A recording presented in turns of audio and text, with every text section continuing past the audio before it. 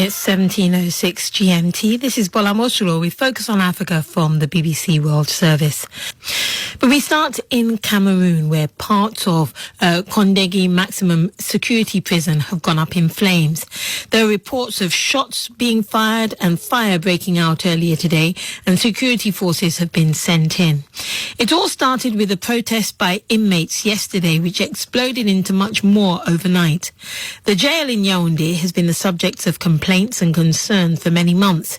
It has an official capacity of 1,500, but currently has over 8,000 inmates.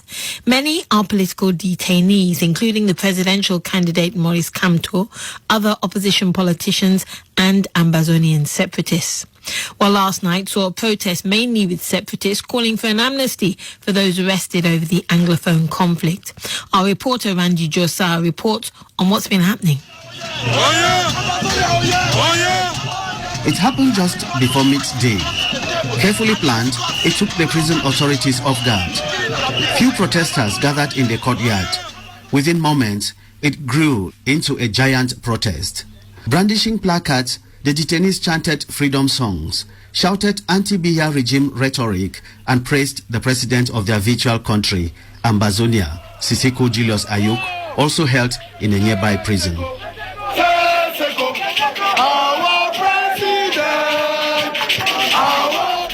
The inmates have been held for periods ranging from a few months to 3 years, accused of terrorism, secession, and other treasonable charges. Most of them have not had their day in court. Others have been slammed up to 15-year jail terms.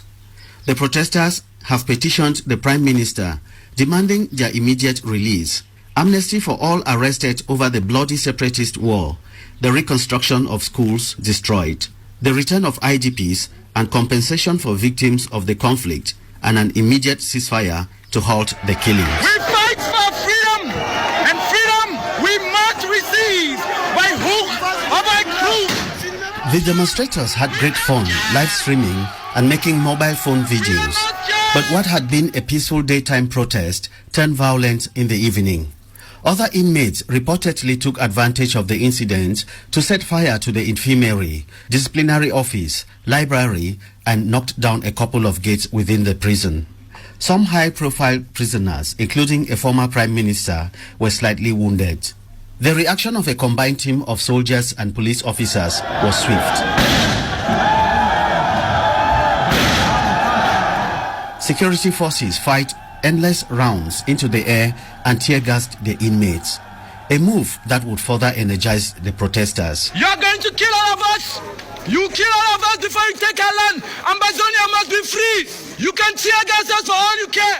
You have sent tear-gas in prison, shame! You're defending an old dictator! Ambazonia must be free! You will kill us, but you will not take our land! Shame to you! Barrister Christopher Ndong is a human rights lawyer. There are some of them there that have been put there, they have never been charged. They don't know why they carry and dump them there. They are suffering, they have killed their parents, everything. They have lost their businesses, they have burned down houses, and all of that is inhumane, the treatment they give them.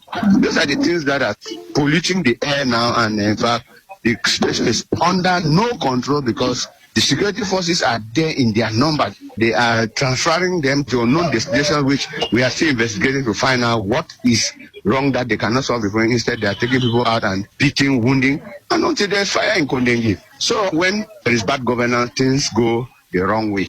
The colonial prison is home to several former ministers and directors of state companies, jailed or awaiting trial for fidgeting with state funds. It was built for a maximum 1,500 inmates, but now holds 9,000 detainees. The Anglophone inmates have now been moved to unknown facilities, as well as to SET, a dreaded detention center which Human Rights Watch has accused of horrendous abuses on inmates.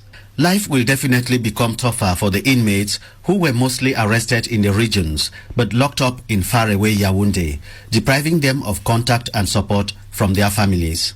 The Minister of Justice, Laurent Esso, has visited the prison but will not comment to the press. The BBC has made vain attempts to speak to the Minister of Communication as well as to military officials. But the district officer for Fundi has held a crisis meeting in the prison, saying it's too early to estimate the cost of the destructions. A deployment of troops is presently searching the prison cells, some of them standing on rooftops.